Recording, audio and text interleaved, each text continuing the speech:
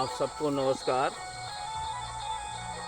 पूरे विश्व के माने जाने मानव जाति या ज्ञानी वैज्ञानिक लोग,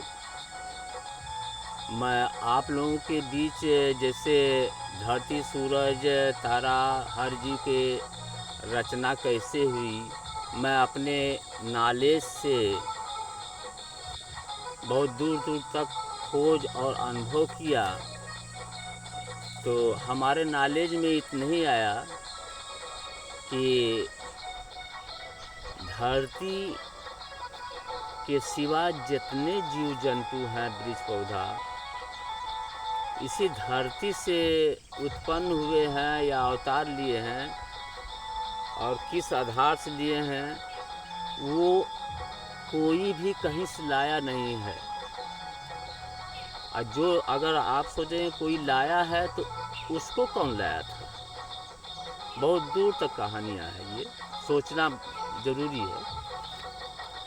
तो किसी ने कुछ, चाहे जितना बड़ा देवता रहा हो, कुछ भी रहा, लेकिन उनको भी किसने पैदा किया था? इस धरती के सिवा किसी भगवान को या किसी देवी देवता को या पशु पंछी जानवर को, वृक्ष पौधा को, किसी भी जीव को जन्म देने वाले यह धरती और आसमान यही है और कोई नहीं है। विधिवत इसको समझिए यार, कि जो चीज़ शुरुआत होती है,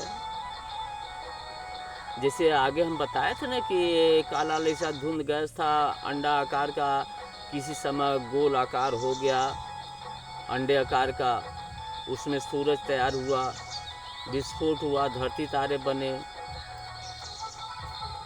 गर्म धरती आसमान में नीली ठंडी गैस में शामिल हुई और नाचने लगी हीट धरतियाँ, तारे, तो भाप बनकर मौसम बनी, काफ़ी दिनों तक बरसात हुई, कह के नीचे काफ़ी दिनों कह मोटे मोटे जमे, और वृक्ष पौधा धीरे धीरे उत्पन्न हुए, उसी में हर फल अन्न सब कुछ। या कोई बता सकता है कि हम ये अन्न लाए थे कहीं से, ये फल लाए थे कहीं से?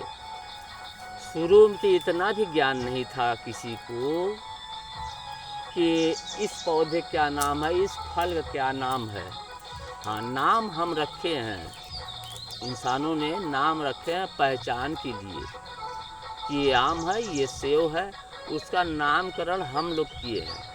धरती माँ ने दे दिया, उत्पन्न कर दिया और जन्म दे दिया, अवतार करा दिया, लेकिन नाम रखने वाला हम ही लोग हैं। जैसे पैसा का नाम रखते हैं, 1 रुपया है, पहचान के लिए, इसी जरिए समझिए ये बांस है, क्या है, ये सब पहचान के लिए कि इस नाम से। और आदमी में, पशु में, पंछी जानवर में हमने इंसानों ही नाम रखे हैं कि ये जानवर है, ये पशु है, उस पहचान के लिए।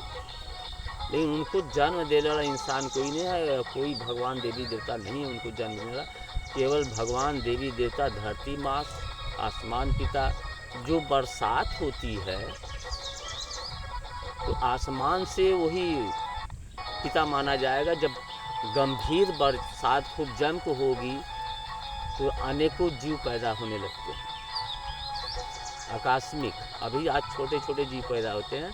तो इसके पहले जैसे हमने कहा था कि वृक्ष के नीचे शुरू में जब धरती की रचना हुई, बरसात होने के बाद, वृक्ष पौधा तैयार होने के बाद, तो वृक्ष के नीचे, पौधों के नीचे अंडा तैयार होने लगा, और अंडा जीवित रहा। इसलिए जीवित रहा कि धरती उस टाइम बहुत शीतग्रह थी, उसमें जीवाणु नहीं थे, और अंडा को जीवाणु चाट नहीं पा रहे थे, ख़त्म नहीं कर पा रहे थे, तो उसमें हर तरह के जीव अंडे में तैयार होने लगा। आज भी देखेंगे किसी चिड़िया का जो अंडा होगा, तो वो अंदर उनके जीवन का जब रचना होती है, तो पूरा रचना होने के बाद तब बाहर आते हैं, तो जिस चिड़िया का अंडा रहेगा, उसी नकल का वो बच्चा पैदा होगा।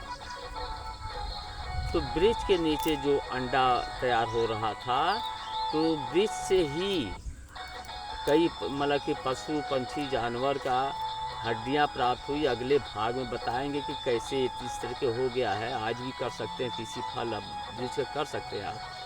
तो हमारे कहने का मतलब कि माननीय लोग कि धरती के और सूरज आसमान के सिवा कोई चीज़ ऐसा नहीं है कि कोई लेकर आया है, नहीं, सब कुछ इसी धरती से मिला है। हर जीव हर आज भी मिलता है। कोई चीज़ कहीं से कोई लेकर नहीं आता। इसी धरती से जहाज बना देंगे, क्या क्या बना देंगे, खा लेंगे, सोना चांदी ले लेंगे। क्या आप कोई कहीं से लाया है? इसी धरती से है। यही हमारे देवी देवता हैं।